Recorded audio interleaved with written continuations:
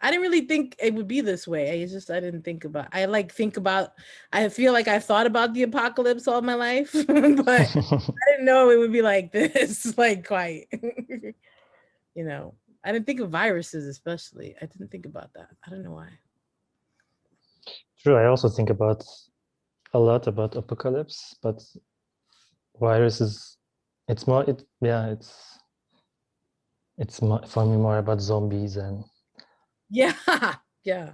We're almost there. um. So yeah, the digital stuff too. I don't know. Did they have Zoom in like Walking Dead or something? Like, I don't remember the Zoom part of Walking Dead. Maybe, yeah. Well, honestly, I'm kind of glad you're a filmmaker. I really like film stuff, so I really appreciate that. Like we get to talk because I really. So I mean, of course, you're dealing with digital stuff a lot. I'm sure. Yeah, I mean, I mean, so, but not in the final product, I guess. Oh, okay. But that's something I also want to explore, because there is a whole genre of film, desktop films, where you basically make films recording your screen, and there are really good examples of it. People use, I don't know, Google Maps, for example, or like Google Street Photos, and build like film worlds out of these kind of images and yeah, maps, etc. Or like there are many other ways. That was something maybe I was thinking about exploring this year also. But otherwise, yeah, for me, it's more about developing the project Okay. on my computer digitally always, and then it's about this. Yeah, it's about shooting and, of course, coming back to the computer to edit and finalize it. I'm very digital actually for being the immigrant. I use Zoom. I'm always on social media. I'm always on my phone. It's disgusting. I'm like a child. I'm like a 15-year-old. It's really bad. But do you use it for promotion also, like Instagram, etc.? Yes, now I do for sure. Instagram especially. I'm very Instagrammy. I'm like I'm like Cardi B. Okay. I'm ridiculous. I really like it. I really like Instagram. It's where I live. Yeah, but that's a very good example of using digital tools. Yeah, I'm like Playing music with poems, for example. yeah, I'm a total child. Like that's Wow. spend hours doing that, and I'm supposed to be grading kids' papers. And I'm like, kids, I'm on the phone. I can't grade your papers. I haven't been using Instagram or yeah, other social media to promote. Yeah, I have this personal website, but I also had to fight for my Google existence. You have this knowledge panel, they call it. Okay.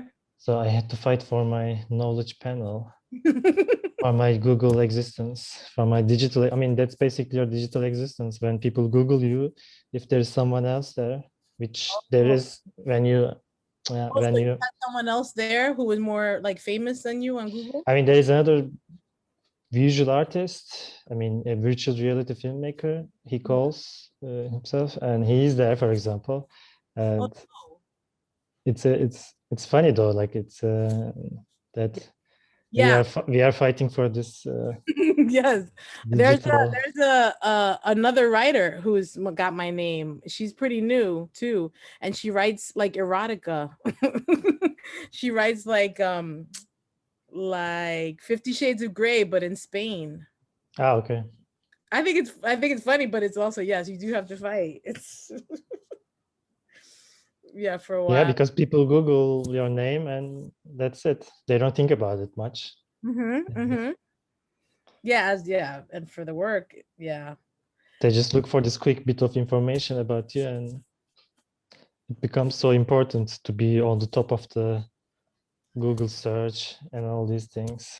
Like 10 years ago, I got on Facebook, and that was pretty much it, you know. So, and it's been 10 years, right? And so, like, when you're on Facebook, it's like you didn't have a history before 10 years ago, you know, like if you didn't exist on Facebook, no one knows what you were before that. And Mhm. there's some beautiful Instagrams. Like, and I really got into Instagram because a friend of mine is a visual artist, and he really I mean, I saw him explode on Instagram. He really, his career exploded off of Instagram, and he did so many beautiful things on it. So he's like kind of my role model. His name is Gabriel Garcia Roman. He's a Mhm. Mexican American visual artist. Yeah, I love taking pictures, but I kind of stopped because the cameras were so big. In the end, I wasn't really interested in taking pictures anymore. But then, yeah, with now the smartphones, etc. Uh, yeah, I did kind of rediscover, and I enjoy it a lot actually. And Hmm. in general, anyways, I feel like I like these new technologies. They are not perfect, maybe, but it's better than not taking the photo. Interesting. Somehow, that's how I feel. Yeah. I would rather I, take I a photo. I take at least a picture every day, and I don't write every day. Like that, the phone along. It's been a few years now where I've known that the phone is my diary. That's my journal. Like, I mean, I definitely would lose it if I would like sort of. The phone is it has me. It's the Matrix that has me. It got True, me. true. Like But that. have you done a jump in the topic maybe? But have you done an artist residency before, or? I have like, um, the last one was probably, oh, Blue Mountain, like where I went away, and I was upstate and I stayed a month Mhm. at this really beautiful like estate basically in upstate New York. Yeah, okay. Have you done But residencies before? no, this is my first one actually, and that's why it's funny for me to do it digitally now, Yeah, I mean all the way. I Yeah, mean it's different. It's not, usually it's a space somewhere else, and now it's a yeah, space in space. yeah, yeah. We are residents in Zoom on Zoom now. But yeah, it's interesting. I'm curious with uh, with how it will go. I mean, it's yeah. Again, it's my first artist residency, and it's digital, and it's such a long distance actually that we are connecting from. It's we have to, yeah, we have a long time time difference also. Yeah, we'll Yeah, see. I mean, I was curious though. I liked, um, I like to get out of like sort of just the New York bubble. I wanted to meet people from other places, so that was fine by me. Like True. Yeah, yeah. Bubbles. Yeah, here it also exists in Berlin. There's also a Berlin bubble. but I'm a city like rat person. That's what I really think of myself. I'm like, Yeah, I think so too. I'm also a city person, and I mean, I am very much an internet person actually. And I like the clutter of internet.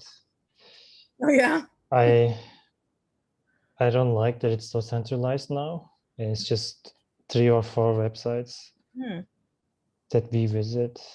It feels like it's less. I mean, it used to be less centralized Hmm. in 2000s and late 90s, I guess. That there was still this. It was like mm, a wild place. yeah, yeah, this exploration, and you would maybe find the weird websites.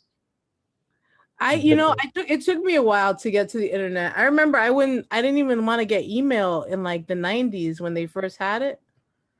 I was like resistant. I don't know why. Um, but yes, I do remember how, yeah, clunky and slow and everything, but then there was weird things. Yeah,